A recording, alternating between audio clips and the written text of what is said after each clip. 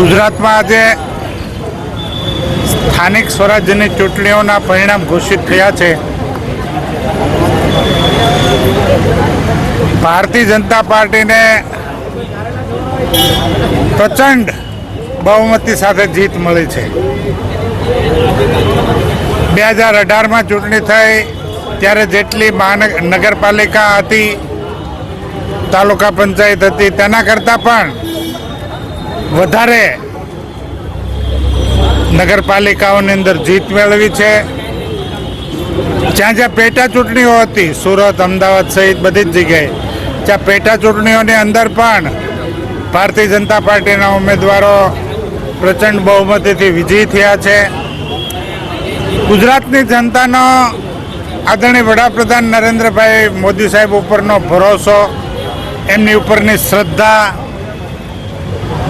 આદરણીય અમિતભાઈ શાહ સાહેબની કુશળ રણનીતિ અને માર્ગદર્શન, ભારતીય જનતા પાર્ટી ગુજરાત પ્રદેશના આદરણીય અધ્યક્ષ સી.આર. પાટીલ સાહેબની ચૂંટણીલક્ષી વ્યૂહરચના અને કાર્યકર્તાઓને મળેલું માર્ગદર્શન અને આદરણીય મુખ્યમંત્રી ભૂપેન્દ્રભાઈ પટેલ સાહેબના નેતૃત્વમાં ગુજરાત સરકારે કરેલી વિવિધ કામગીરીઓથી ગુજરાતની જનતા અભિભૂત થઈ।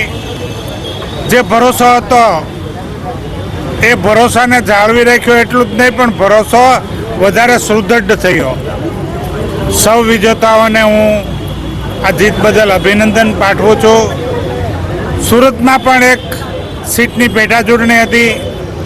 એ પેટા ચૂંટણીની અંદર ભારતીય જનતા પાર્ટીના ઉમેદવાર શ્રી જીતુભાઈ કાછડ 7,000 કરતાં પણ વધારે લીડ મેળવીને વિજેતા થયા છે। હું વોર્ડ નંબર 18ના તમામ મતદારોનો પણ આભાર વ્યક્ત કરું છું, ગુજરાતના તમામ મતદારોનો પણ આભાર વ્યક્ત કરું છું અને અમારા શીર્ષસ્થ નેતૃત્વનો પણ આભાર વ્યક્ત કરું છું અને સૌ કાર્યકર્તાઓને ખૂબ ખૂબ અભિનંદન પાઠવું છું કે એમની અથાગ પરિશ્રમના કારણે આ પરિણામ પ્રાપ્ત થયું છે।